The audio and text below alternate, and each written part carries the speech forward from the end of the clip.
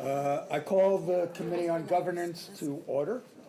We will take up the following items for approval. Action item 1A is the approval of the minutes of the November 21, 22 Committee on Governance meeting. I move the approval of action item 1A. Do I have a second? Second. Any discussion? All in favor?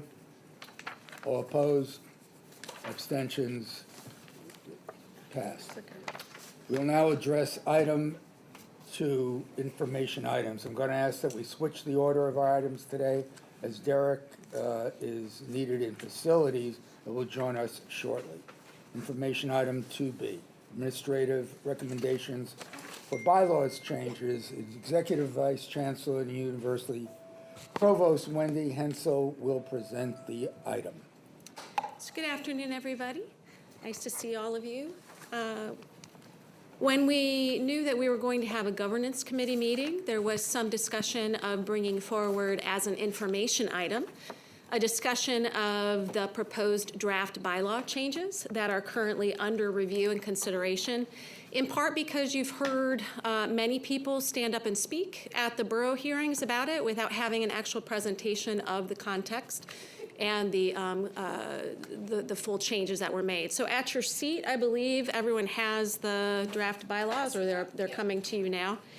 And I shared those with the trustees that were on the committee earlier today. They, of course, have been public for the faculty for quite some time now, as reflected in the comments that have been circulated. So just want to be really clear here at the beginning.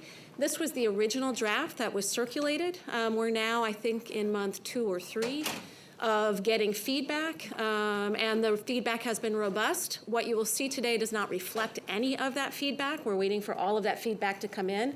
So by no means is this a done deal, as you will see here, but it's a basic introduction to the topic, and then I'm happy to take questions, whatever questions you have. So, let's see if we can get this to work. To give you some context, I know that I've brought to this group before the discussion of academic optimization of scheduling and some of the changes that we recommended be discussed on the campuses with faculty and administrators. So I'm going to review a little bit of that because it has some tie-in to the bylaw changes that have been proposed. And then, of course, there's the bylaws themselves that we'll talk about. But before I do that, I want to just set a little bit of context because you've heard a lot. There's been a nice introduction for all of this without seeing the actual text. I think what you've heard in the stands has been pretty much this refrain, which is everything's fine. There is no need for change, and this is a straight power grab by the administration. And I think it's important to just say that right off the bat because I really disagree with that, and I will show you why.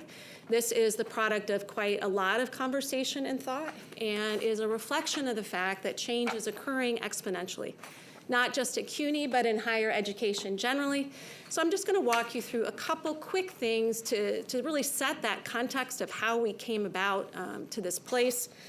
And I know that most of you know most of these things, but looking at them collectively somehow, I think sometimes is helpful.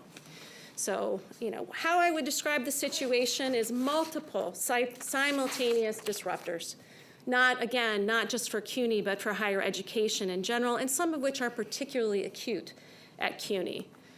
As you know, we've been talking for quite some time about enrollment trends, and I'm very pleased that we've been able to begin that trend back upward there at the end, if you see, of that graph. But as you can see, that's quite a small change in comparison to the very significant decrease that we've experienced. So that continues to be a challenge that we're addressing with the resources that we have. And of course, the resource issue has been a significant one over the last few years with the structural deficit. Again, very good news, we've continued to make progress on closing that gap. Those numbers up there do not reflect the collective bargaining agreement or any changes that would happen there, but important progress that all of us have been part of making in creating efficiencies where possible, and of course, some of that has been painful. But that still remains a structural deficit at this moment in time. Something that I think is critically important to come back to over and over and over again, that no matter where we are in terms of the situation, for higher ed, where are we in terms of our students? And how successful are we in achieving the goals that we set for ourselves? And you can see here, I think we can all be proud of what we've accomplished under difficult circumstances, but we likewise should not be satisfied with what you see up there. Our 3-year associate's degree rate is 25%. And I don't think anybody would tell you that that is sufficient. And the bachelor's degree is 35%, 6 years, 61%. Again, all things that we are working extensively to change all at the same time. I think it's important to point out, because you have heard some misinformation on this particular point at different moments in some of the comments. Our student-faculty ratio at the same time that this has occurred has improved. It is true that we had a significant hiring initiative as a result of money that was provided by the state. And as you can see there, in 2019, our student-faculty ratio was 29-1. As of this year, it is 21-1. That is a frankly extraordinary number for a large public system like ours. And that's something that we should all acknowledge before we go further. Obviously, a huge disruptor in many, many different respects is generative AI. I brought you that conversation before, so I'll just leave it here. But suffice it to say that that will affect literally everything that we do as an institution of higher education. So in addition to the general challenges, there are particular challenges that we face here that are more acute, probably, than many other places. First, we were not designed to be a system. We all know that. We came together. We've been working effectively to make it systemic and very effective since that time, but it didn't start out that way. And so much of what we inherited in terms of structure is something that was put together as opposed to designed from the front end.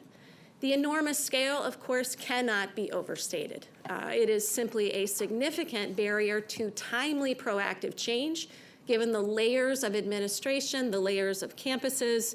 It is a challenge here at CUNY with procurement and everything else that follows through it. So worth just mentioning that not only are we facing the challenges everyone faces, but we have some I'm not saying that well, we have some acute challenges. And so out of this understanding came the optimization memo, which you've seen before, and I'm just going to go through this quickly just to provide sort of the background of where some of the bylaw changes came out. And if you remember, that was a memorandum that was issued simultaneously to the UFS as well as campuses, and it talked about scheduling and course caps of how if we added, and I'll show you here in a second, some 1 to 3 students per courses that have multiple sections, we could conceivably save on the order of 10 million. I think it's important to say very clearly, again, these were recommendations for additional conversations to be had on the campuses. There was no directive that was given. There has been no follow-up mandating that any particular number be achieved. And it was repeatedly stated in that memo that there will be many courses that it will be inappropriate to place a course cap on, and that that is an academic decision that has to be made in conjunction with faculty. So why did we make this recommendation? We have 88,000 course sections, and the average is 21 students per section. As you can see, our course sections have fallen much slower than the number of students in those courses because of the enrollment loss. And as a result, the scheduling is less optimal than it has been in the past. In some respects, that's on purpose. We made deliberate choices to maintain a lot of flexibility for students during the pandemic. That was a good choice. And there are reasons for these changes, and certainly you can understand that our staffing doesn't change that quickly. It takes time. But for whatever reason, there are unnecessary costs here that are not connected to academic quality. That could be a conversation that could lead to up to $10 million per semester, simply by adding 1 or 2 students to those sections, and it's the majority of our sections. 3,242 sections have multiple sections with only 3 to 15 students in them. So it gives you some sense that we are not thinking about how to schedule those both to meet student needs, but also to consider the resources that we have. And worth saying that we have a significantly larger gap in some places than others. In our community colleges, we declined 37% in enrollment, and we only declined by 19% in section sizes. So it gives you some sense of the magnitude of the issue.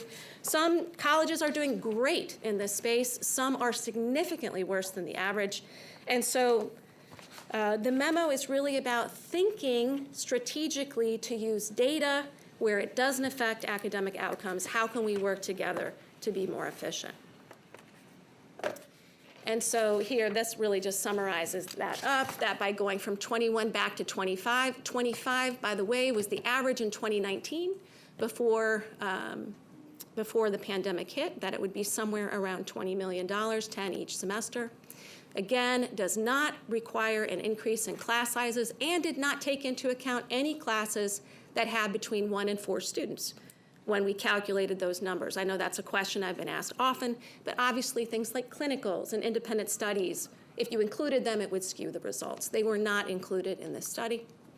Again, emphasizing data and outcomes that do not affect academic outcomes, and a reminder that the student-faculty ratios are better.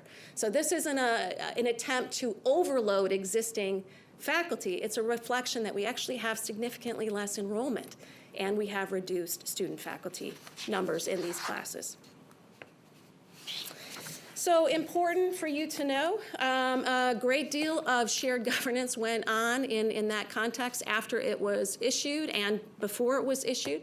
It was issued in conjunction with significant discussion with campus provosts and the Council on Academic Programs. It was introduced to 250 department chairs in a conversation on scheduling that was very well received. Again, everyone got that memo, including UFS, at the same time. And as you can see on the bottom, my team and I have been in multiple in-person conversations with the faculty, with students, with colleges, Council of Presidents, and Academic Council. So quite an extensive amount of conversation on these things. And I believe you know that there was a lot of pushback to that memo. The faculty governance leaders responded in a memo. I shared that with you at the time that it was released. The primary objections, as you can see there, is that it's not a recommendation, it's a directive, which of course I do not agree with. And the piece that I wanted to point out to you here was that the memo, this is a quote, violates the very laws that define shared governance. CUNY bylaws place scheduling under the purview of academic chairs and cannot be delegated to key administrators as suggested in the memo to serve the interests of budget efficiencies. Additionally, class sizes also fall under the purview of academic chairs. My response, my team's response to that was to really say everything that I've said to you here, which is we are deeply committed to faculty governance. This is the beginning of the conversation, not the end. It was intended absolutely as a recommendation, and these conversations have been ongoing for some time. But the key, I think, where we begin to center in our disagreement is whether scheduling is exclusively within the purview of an academic chair, or whether it is a shared responsibility beyond the academic chair. So I wanted to make that setup before we turn here onto the bylaws. Okay, so I'm just going to show you a few of the changes, and by that I don't mean to suggest the other changes are not significant, but to hone in on the ones that seem to have been the source of controversy. And of course, you have the full list in front of you to read and look at it more closely. But the first thing that we did that we think is important to do, their provosts and academic deans are not included in the bylaws. And the fact that they are missing from the bylaws as explicitly recognized as part of the administrative authority has led to a number of challenges, and we think it's important that we memorialize the role that they are playing on every one of our 25 campuses. They aren't always called a president, sometimes they're called a dean, right? For a unit like the College of Law, for example, that is a self-standing, it's closer to an academic unit. But in every of our 25 campuses, there is a chief executive officer and there is a chief academic officer. So the first recommendation is to change the president's title from chief academic officer to chief executive officer, which I want to point out is consistent with the AAUP. They also call the president a chief executive officer. So that's not a change from anything that's common, although that has been a point of contention to date in some of the feedback that I've received. The second is to create the role of provost. I will tell you, I know that the faculty is concerned, has raised concerns, because apparently at one point provosts and deans were in the bylaws and they were removed. And my position, our position has been that the time has come to add them in. Whatever the rationale was in the past for taking them out, I think it is well served by reintroducing them at this point. So my orientation will not be to argue against the change in 2011. It is to tell you why I think it should be in there now, if that makes sense. And so what we did was add in essentially a definition of what the provost is. The chief academic officer that's responsible for academic priorities of the college, and final approval of the course schedule of all departments within the school, because that is the position that understands cross-functional departments, understands student demand with different data that is not always available or, frankly, digestible by somebody who sits at the department chair level. Second, of course, or third, is really where some of I think the largest resistance has been, is to the definition of department chair. And I want to say very clearly here, I think the department chair has the hardest job in the university. I really do. They have challenges, they have insufficient resources. We are working to improve all of those things, and this is no reflection by any stretch of the imagination of an indictment of the work of the department chair. I think they are heroes for the work that they're able to achieve with the challenges and the stress of these positions. However, I do believe that departments chairs sit in a place where there is some responsibility to report upward in the administrative structure. As of now, it reads that they report directly to deans, or where there is no dean, to the provost or the equivalent, and that they work with the school's deans, again, that's an academic dean, to develop the schedule each semester in a shared responsibility format. You've heard repeatedly in the comments at the borough hearings that we have taken that power away from chairs. That is simply not the case. What we have done is expand responsibility to include other administrators as part of that work. And then finally, the definition of deans, you can see there, as I said, we added that in. I think we covered that. So I think the most important thing of anything is why. Why are we doing this, and what is motivating this if it's not a power grab? Again, I say it is not. The first is that this leadership structure is in fact what is working in most of these schools and colleges, but is not reflected in our bylaws. And I'm being tossed a little bit between the rationales of it's not needed because it's already working, and you can't do this because the bylaws don't include any kind of structure outside of department chairs. From my perspective, and this is critical, actually this isn't my perspective, this is just categorically true based on the language. There is no change to the faculty role in governance, in control over the curriculum, or in the hiring of personnel. Those roles have not changed. And what I've told the faculty group that I've worked with closely, if you see language in there that you feel that says that it did, we will change that to make sure that that is abundantly clear, because there is no intent to change that role. That said, we have to have clear lines of leadership. This is a large, exceptionally complex organization, and having any kind of ambiguity as to who does what is not helpful. And I've received multiple reports from provosts on a regular basis that this is challenging and harming the effectiveness of the operation. And finally, I want to say this is the norm in most large public universities. This is not outside, that we are not trailblazers in this. In fact, we are quite unique in our current structure. So this is closer to what is the norm. Also want to say again, this is about shared leadership. I'm the one arguing for shared leadership. I think the resistance is arguing for exclusive leadership as it relates to department chairs. And it is not, in fact, working exceptionally well at this point. In fact, we've been cited by the Inspector General in this space. The Inspector General, the Controller, and the National Institute for Student Success as recently as 2 months ago for having non-optimized scheduling that don't meet student needs. And as I said again, we should be providing every bit of data that we can provide to department chairs to help with scheduling, but inevitably, somebody who sits at a provost level, who sits at a dean level, who looks cross departments, has more information and a better perspective to ensure that it's balanced across the entire institution.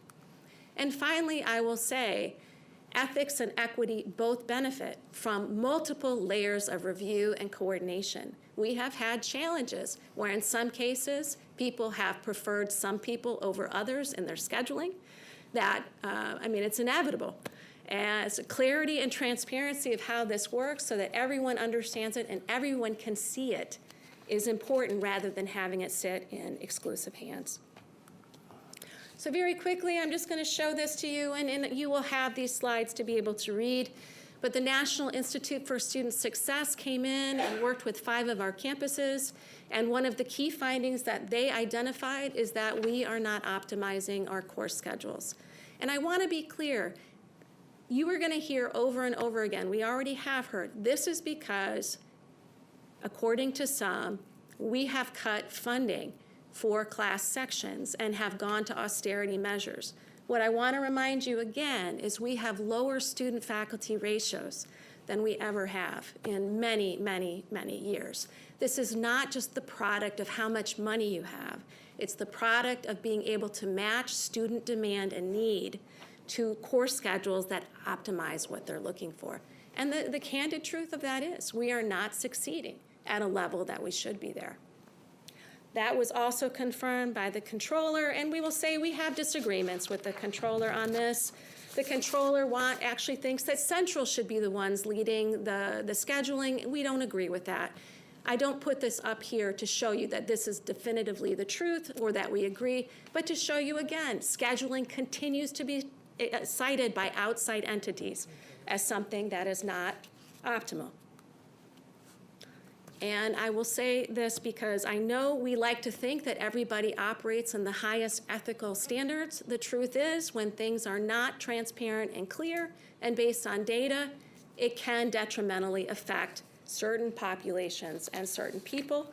Without going into details, I will tell you there have been IG investigations in this space. It is an issue. So I'll end by simply saying again, because I know that you've heard repeatedly in those sessions that we are not engaging in shared governance. And in fact, I would like to point out that I think this is the epitome of what shared governance looks like. We made the proposal. We shared it directly with all 250 department chairs in an hour and a half with their feedback, and they've been submitting feedback to me. I presented this to USS in about an hour and a half with their entire leadership structure and have asked for their feedback. We have had, I guess, 1 meeting, maybe 1.5, with the UFS working group that has proposed extensive written feedback that is now under consideration. It's only for half of the proposals. We're waiting for the second half. And as a result of the request from the Faculty Senate, we agreed not to push this forward to be voted on in this session of the board, but to wait until the fall so that people could feel heard, ensure that we had been thoughtful, and frankly, that we make changes that should be made. As I've said, I have absolutely no doubt, having seen the UFS's feedback, there will be extensive edits to this before the final version is submitted to you for your comment and consideration, because our goals really are aligned. We both care about the students. We both want this to work in their favor. And we both agree that faculty governance is critical and that faculty control curriculum. We simply disagree on the impact of some of the language that's here, and we will come as close to consensus as we can before moving forward. So I'll stop there and take any questions that you have. Trustee Berger. Yeah, I'm not sure I have questions, but I do have some thoughts and comments on this. And I'm informed by my position as chair of the Finance Committee. I appreciate that the proposal notes that the chancellor is the CEO, the chief executive officer, not just the chief academic officer. President. No, the chancellor. Well, the chancellor is an additional title within that. This is about presidents on the campuses. Yes. Yep. And at the first meeting of the Finance Committee after I took over in July, I talked about accountability. The administration has to be accountable. And that includes not only academic accountability, but fiscal and administrative accountability. And that should be noted in the bylaws throughout. And there have to be clear lines of accountability. I strongly believe in shared governance from my days working for the AUP and representing AUP chapters. But while the faculty certainly has primacy in academic matters, it has to be seen within the context of the fiscal and administrative needs of the university. And look, we don't have enough money. We know that. When we deal with the budget later today, we're not dealing with the whole budget. We can only deal with the expense side of the budget because we don't control the money that comes in. We work hard to get more, but we deal with what we have. And academic decisions have to be made within the context of our fiscal and administrative limitations. So as we move forward, I'm hoping that the academic side of the administration and university will take into account the need for certainly fiscal concerns and fiscal accountability. And you'll hear more about this later in the Finance Committee when we bemoan our lack of money. I'll follow up on that. So I have a number of things I could go to, but I want to amplify what Trustee Berger just said, because he's made this distinction between a management side, which requires a focus on the cost of doing business, which I believe is a limit on how we schedule, as opposed to the academic judgment side, which the board has given authority to the faculty as the entity that has the hands-on ability to manage the curriculum. And so there's this clash between the two, and when the provost memo of January 25th came out and said that the presidential authority should be exercised by entity A or entity B to work on scheduling, people read that as an overreach into the academic side of scheduling, not necessarily the monetary side of scheduling. Now, I would argue a lot of what's going on with scheduling is a management problem. And if you look at the data that you can grab from the tableau, you can see very clearly that some campuses have what I would call more sections than needed to handle multi-section courses, and others have very few. So, for instance, at the College of Staten Island, there are 33 sections that could possibly be squeezed if you could efficiently pack students into the offerings, whereas at some other campuses, you squeeze out 210 sections. I don't want to name them, but I did a study of all of that. So there's a management problem. The view that the faculty have had as relates to the bylaws is that the board invests authority into the president, which is an entity, not just an individual, to manage the operation. It's not a board problem to manage scheduling. It is a campus problem to manage scheduling. The board, through its bylaws, has empowered the people to do this appropriately. And so the faculty have come to make some modest proposals to help the duties of the chairperson read more clearly. I do think that we can do a little bit better on how we clarify the distinction in scheduling between the academic side of scheduling versus the sort of budgetary side of scheduling. But a lot of what was put into the proposed changes to the duties of the chairperson tread on the PSC contract, and I think those will be taken out before anything ever gets to the board, but I do think that shouldn't have been put in the first place, because it just adds to the conversation in a negative way. It takes the focus away from things we can fix. And I'll just say one last thing. The president being the chief academic officer may not necessarily be the case for every president, because they've delegated that, but I don't think that the board should be delegating that distinction to an entity. It should be still to the president, not just, and the president can then further share it, because every institution within CUNY is arranged slightly differently. Some presidents wouldn't want the board telling them what their authority should be in terms of the chief academics, which is now being proposed to sit within the provost's office, as opposed to the president delegating that authority. And so it's a complicated thing, but the structure that the board has approved and has been working for quite a while and has been revisited as recently as 2011 is not what's broken. The difficulty is that chart that shows the enrollment.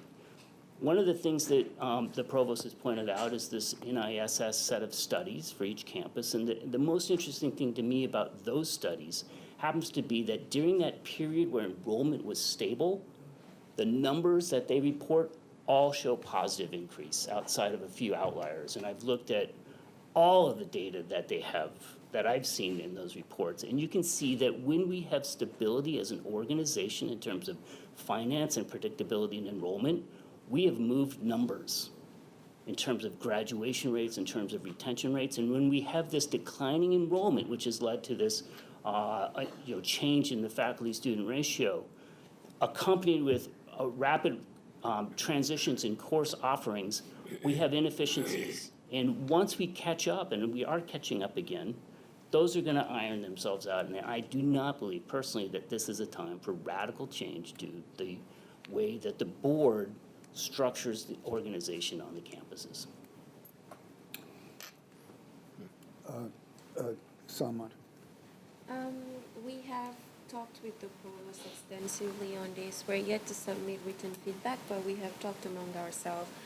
We think it's pretty reasonable from a student perspective strictly. We know our challenges that we face in the classroom in terms of scheduling, in terms of different problems. We haven't identified anything that for us, from a student perspective, is unreasonable. We think that any move towards making things better is very welcome.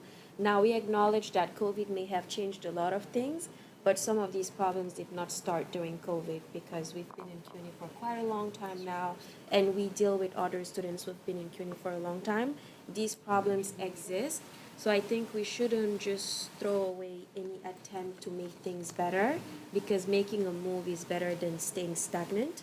Although change may be scary, sometimes change is necessary just to test it out and make it work beyond what individuals will like or some offices or different groups will like. It's very important to do what's best for the student population and putting them first. So we are not against this at all. Thank you for that, because that also informs my thinking. I don't understand, and maybe someone in this room could educate me, because I don't understand this difference between academic authority and fiscal authority, because I think should be no difference between those. And I thought that and educate me if I'm totally misreading this, if the student to faculty ratio is such that also plays into the funding piece, the budgetary piece, but probably also into the academic decisions and judgment. So I don't see where that is a point of contention. So I would love more information if I'm totally misreading this.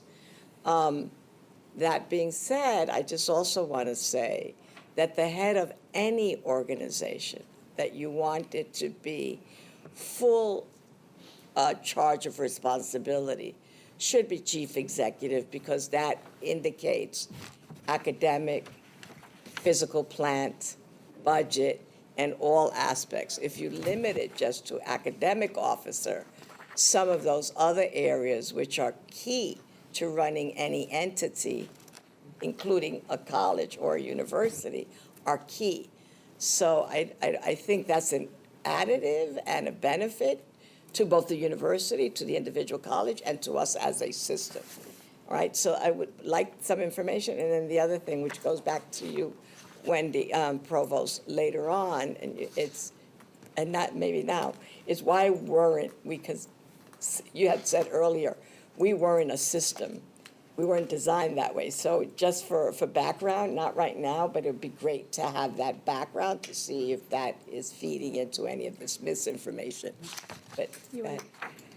Did you want to answer? I mean, not that necessarily, so do you want to have? Yeah, I mean, first I will say, of course, because these independent colleges exist, that we then created a system from, right? As opposed to starting out with the idea of creating a system. Got it. So clearly, we were a system as of 1960-something.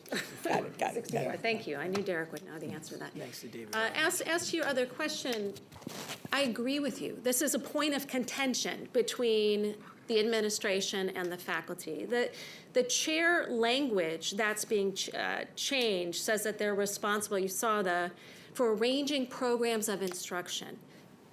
Clearly the curriculum, clearly what should be taught within the classroom. Those are absolutely within the province of the faculty.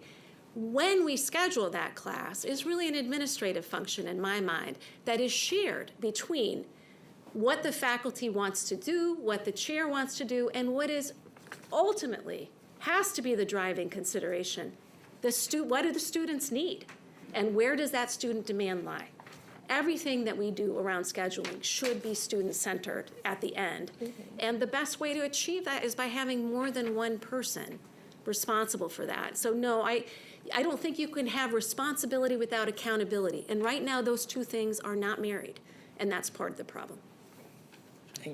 Just a couple of thoughts. One is, and to Trustee Berger's comment on the academic and the fiscal, one of the things that we're very proud of is as we began addressing some of the challenges that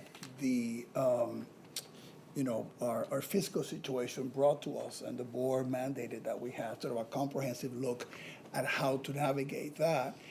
In the past, we have responded to those things with mostly just fiscal responses and not, for example, delving into some of the elements of the academic side of the house, right? So I want to give kudos to the provost and her team and the provost that work collectively, because that memo that came out is a result of extensive consultation that was done by the central OAA team with the provosts across the system, precisely because we felt that as we were responding to this fiscal challenge, right, that we needed to have a comprehensive response, and that in the past we have just targeted the intervention to certain buckets, and that was not an appropriate response to the fiscal situation that we have. In addition to the second point, and it was eloquently presented by the provost in her presentation, also to get us ready to be better able to respond to the needs of the future, right? So it was an attempt to deal with a very difficult fiscal situation, but also what is the best positioning as we come out of this to move forward, right? And the recommendations, and again, I want to echo the fact that in that memo there were just recommendations. We don't control how people read them or how people take them. It was very clear that there were recommendations, that they were actually occurring in many of our campuses already. I mean, some of the suggestions came because some of the campuses were already doing this, and we wanted to share. I mean, one of the gifts of being in a system is that we can learn from what some of the other units are able to do more effectively. Not everybody's the same, but to try to replicate that.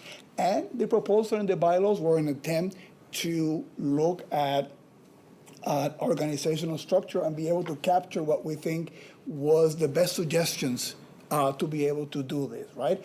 And again, done after consultation and comment, but also our responsibility was to put the best suggestions we could forward. And that's what we did, knowing that it was a conversation, and after that came out, ample evidence that the provost, Alicia, everybody in the team has been out there engaging with the chairs, with everybody to get feedback. We will take, and we thank the University Faculty Senate for the engagement so far. And, and we'll be able to take all that at the end of the process and come with a better set of recommendations to the board as to what are the things that we think do two things, right? Allow us to have the best tools to respond to the fiscal situation that we face today, but also to place the university in the best position to move forward with the realities that we have before us. And that we think that that's a responsibility that we have to this board and to this city. And I think that the Office of Academic Affairs that took the lead in this process has done that in the spirit of engagement, collaboration, and putting the very best of our thinking out there. And we'll take the very best of the thinking that comes from everybody here and actually help us to get to a far better place. John, I think I need a little clarification, but first, whenever anybody suggests a modest proposal, I think of Jonathan Swift, and that always worries me a little bit. Are The line of the day. Are you suggesting that the provost and the dean not be in the bylaws? Is that what you're suggesting? So our position is that they're already in the bylaws, in the entity wrapped up as a president. The board invests authority on the campuses through the president. I just sat through 2 graduations. I have 2 more. That's what I hear every single time as part of how a student at CUNY gets their degree. There's an investiture into the president authority. And the president then invests that authority throughout the campus, through provosts, through deans. Not every entity within CUNY has the exact same structure. You heard the provost say, deans play the role of presidents at some of the smaller organizations. Other places, there's deans of schools, but not exclusively, which as is proposed in this draft language, there's deans of divisions, such as our school. Many of the community colleges have different structures altogether. And so the board, to try and codify all the different roles on the campuses, leads to a game of whack-a-mole. And in 2011, the board cleaned up this codification, eliminating some 50-plus positions because abstractly it's all the authority in the president's hands. And the president has that authority, and the president cedes that authority into the chief academic officer, which is generally the provost, but in terms of the board's bylaws, they're a vice president. That's where the bylaws currently invest authority through the vice presidency. Now, Wendy has dual titles. Many of the provosts on campuses have dual titles. One is from the board's understanding of the bylaws. The other one is from the campus practice. And our point is that this isn't going to help with scheduling. The scheduling problem literally is a problem of management on certain campuses that isn't going to be impacted by this. And our concern is that when the authority of scheduling goes completely into the administrative side, there's concerns that that authority will be used to avoid, say, politically or academically challenging subjects. And so there's this potential to tread on the academic freedom of faculty in the classroom through these mechanisms. Now, Lorraine is saying that couldn't possibly happen, right? I just saw a look. I don't know if I'm reading it right. No, I'm trying to understand the statement.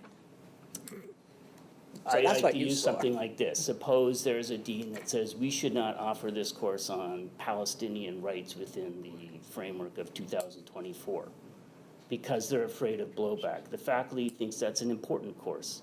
Who has the authority on the curricular side to offer that course? The faculty would like to think that that's a faculty academic decision. Now, if that course is not going to run because there's only 2 students interested in that, that's not a faculty decision, that's an administrative decision. And it's that tension between the two where the academic judgment has been invested through the bylaws into the faculty, and the administrative judgment has been invested into the presidency, who then carries that forward into the administration. And that's where this tide line sits. And this is shifting that timeline. However subtle it may be, it can play out in many different ways. And my argument is that if scheduling is the issue, focus on scheduling. That's not a board problem. That it might be a problem on the fiscal side. It's not a board problem for the bylaws. What I don't get is, I get what you're saying. I don't know that it's violated by what is being presented. That's the rub that I'm frankly confused. Nor do I understand, you mind, I'm sorry. Nor do I understand how a president, CEO, would not be able to have some judgment and discussion in that. So I, as the CEO of an entity, you have to play a role in any of those kind of decisions, whatever they are. So I don't know where the rub is, and so you need to kind of. Well, let's use a different model then, that everyone's familiar with. When you go to a hospital, does the CEO approve that you may need some sort of surgery, or does the doctor do that? And The insurance company does. The doctor recommends it. The CEO doesn't recommend that you need a knee replacement. The doctor does. And that's the same way here, that the faculty are recommending what the curriculum should be, subject to the ability to A, run the courses, and B, have students that are interested in it. But that's not the CEO's position to be making the decisions. John, that's not an equal So I have analogy. a question. Yeah.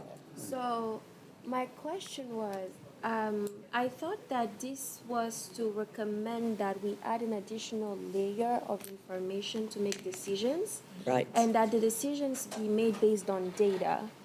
Data that a single faculty member may not be able to get at the particular moment. What is the student's interest? When do students come to class? What do students want to do? So when the faculty, knowing what the faculty knows, makes recommendations, and they bring it to the other entities, they are able to pull that other data to gauge if this is something that works for the students based on what they have collected. And I don't think that just having the faculty make that final decision takes into account this data, and I think that's where the problem may be coming from. And I don't think there is ever anything wrong in surveying the students and seeing what's going on.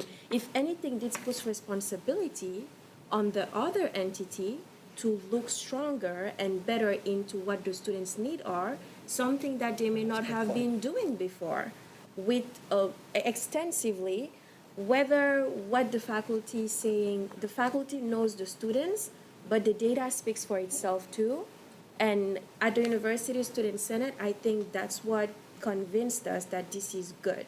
Because we're saying we're going to talk to the students and we'll schedule classes based on what works for them, but also what the faculty is recommending. If it works for the students and the faculty, then great.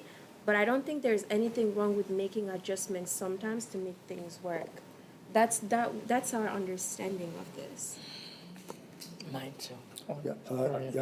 I'll be brief. I'll just say the duties of the president actually obligate the president to share that data already. So if that's not happening in departments, that's not the problem of the bylaws. It's the problem of bylaws being carried out. But John, again, a department chair doesn't have information about the college as a whole. The department chair has information about the department.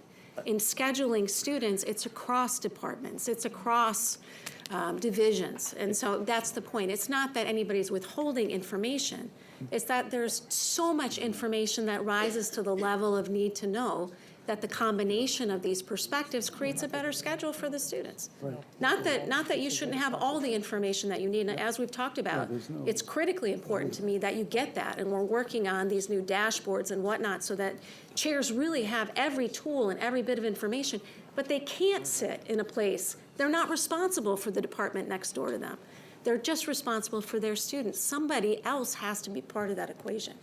We have a time crunch, so we're going to be quickly. I just wanted to say very quickly that not only do I second everything that Chair Rosani just said, the scheduling issues that occur and that do exist and that do arise and that do affect students' persistence to degree, right? That occur department to department or college to college in instances, right? there are structures in place to address those issues. This issue does not rise to the level of changing our bylaws by including provost and dean's definitions, job title descriptions, and we've been working on, in shared governance with the ad hoc committee with executive vice chancellor and university provost chancellor on how to, with Wendy, on how to work out, what we see as the problem of management versus the problem of faculty and academic contributions. We're not scared of change, just so that the students understand that. But there's change, and there's reasonable change and meaningful change, and the bylaws are our Constitution, which has a certain weighted, definition, certainly in this country. But you want to think really carefully about how you're moving pieces around, right?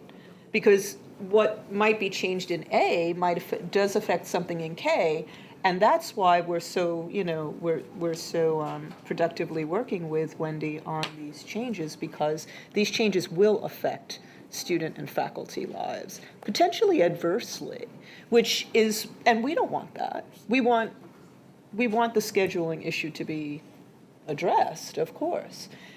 That it rises to the level of bylaw change is something to seriously consider, because it does not, in our position. Thanks. Last comment, Aaron. I will say that I co-chair the Academic Affairs Committee at USS, and it is most often the case that students take many courses that apply in different departments every semester.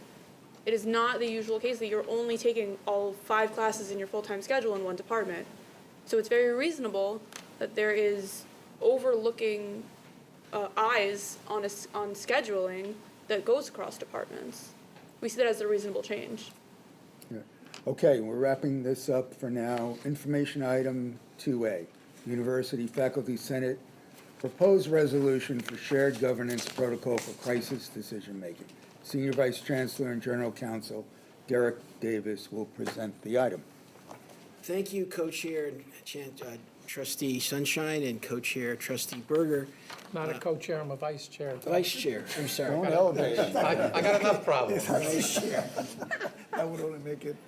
And other trustees, Chancellor Matos Rodriguez, fellow chancellors, faculty, staff, President Mason.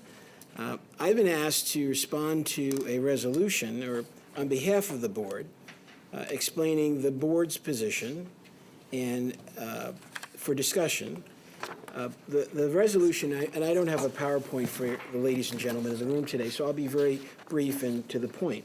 On December 7th, 2021, a resolution, I guess the faculty, the UFS presented. Oh, you And have I'm it. passing it And you're out. passing it. Yeah, Thank you, Gail. Karen provided Madam copies, so Secretary, we're all thank good. you for sending that out. So there are some 14 whereas recitals, but it boils down to 2 resolve statements, and I'll read them out loud. That resolved, in light of the certainty of similar unanticipated future crises, such as the novel coronavirus 19 pandemic, the Manual General Policies shall be amended to require that the CUNY administration shall actively and meaningfully involve elected faculty governance leaders in decision-making regarding the response to such a crisis, from the beginning of the crisis and continuing throughout the duration of the response to the crisis. Be it further resolved that specifically the Manual of General Policies, Policy 2.08, the governance of the university, Item 2, shall be amended to include the following statement as its final paragraph.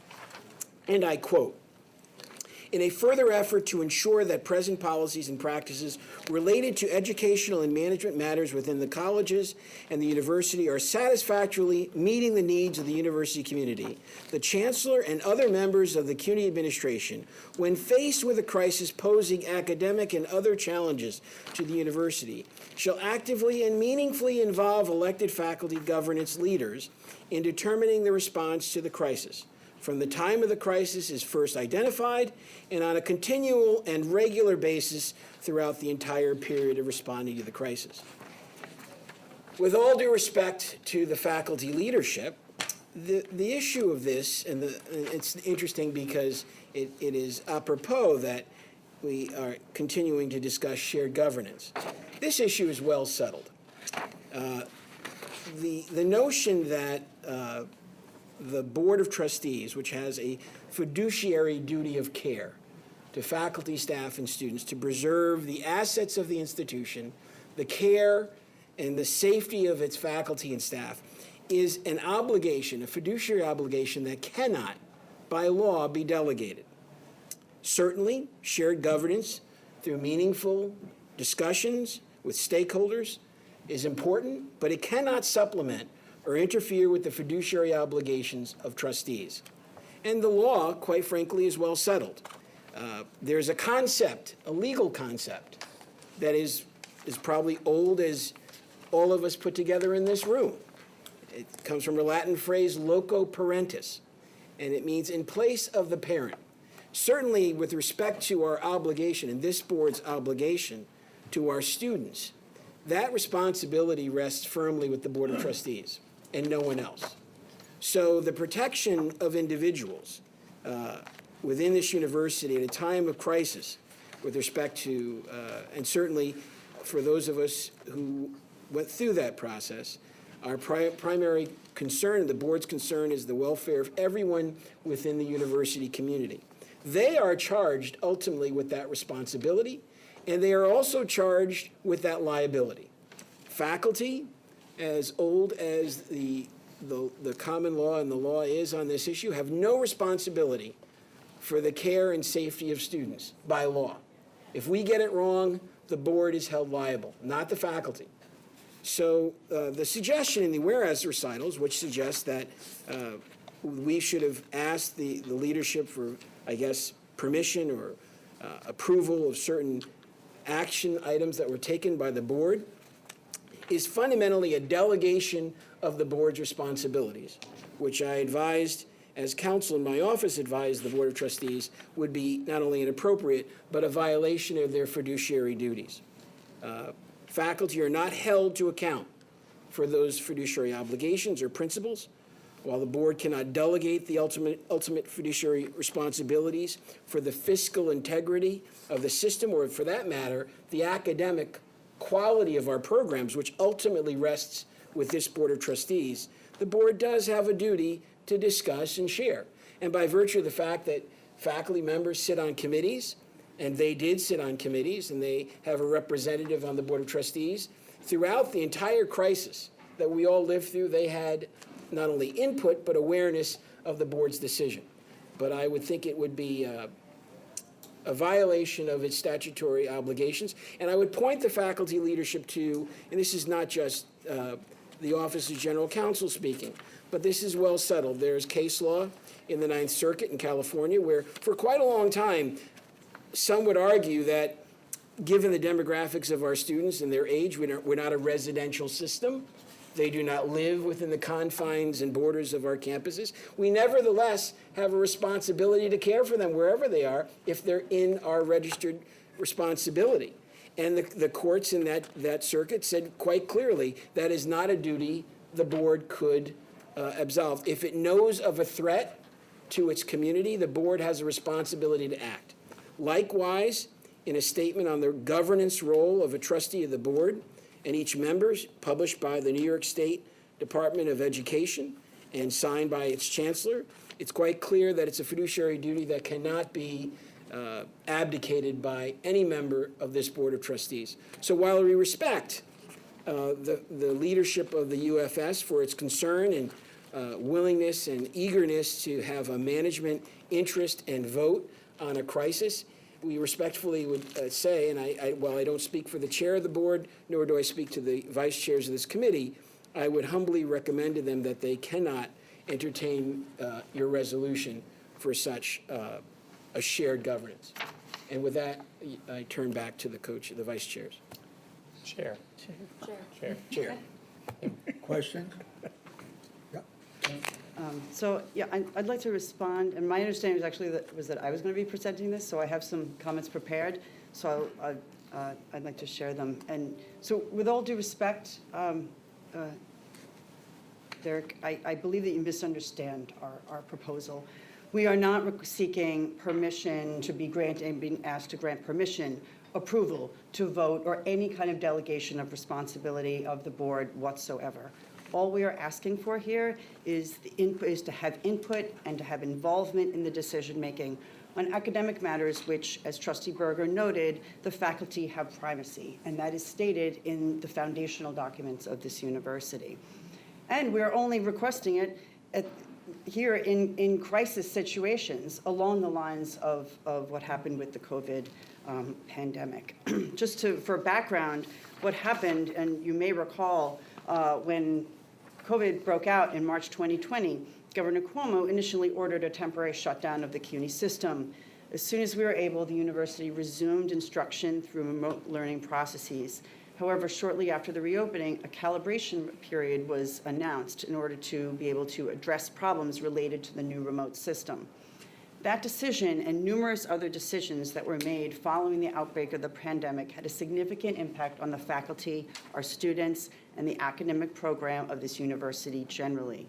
However, the faculty were not consulted nor even informed of the recalibration until it was announced publicly. I hope everybody has now received a copy of the resolution. It provides a strong overview of the rest of the background and bases for a position that are stated in the university's foundational documents. What we are requesting here is simply codification of a protocol that is not only consistent with, but mandated by other policies and philosophies of this university. Actually, as you noted, it's serendipitous that the other item on the agenda for this meeting has been Provost Hensel's recommended bylaw changes. Provost Hensel has employed in the development of those recommendations, although not in a crisis context, but it has nonetheless been an outstanding example of just the type of shared governance we propose to ensure here. Since she issued her introductory memo that she addressed, Provost Hensel and her team have demonstrated their keen awareness that the proposed changes will significantly impact the faculty and the university's academic program, as well as the value of faculty input into this process. Accordingly, she has actively and meaningfully sought the input of faculty governance leaders since then. Again, as noted in the language that we seek to intercept into the Manual of General Policy, that's exactly what we're asking for, just meaningful participation. As you noted, Chair Versani has formed a committee of faculty to consider the proposals, and Provost Hensel and her team have met with the committee, have considered detailed written comments from the committee that we have submitted in a thoughtful, good faith manner in furtherance of our mutual goal to provide the best possible academic experience for our students. This is the type of collaboration that we're asking for. We are asking for it to be ensured, particularly when we face a crisis situation. It's in those circumstances that the stakes are highest, and our whole community, most tragically our students, stand to suffer from any missteps. Derek, make no mistake on this. We propose this amendment because we love this university.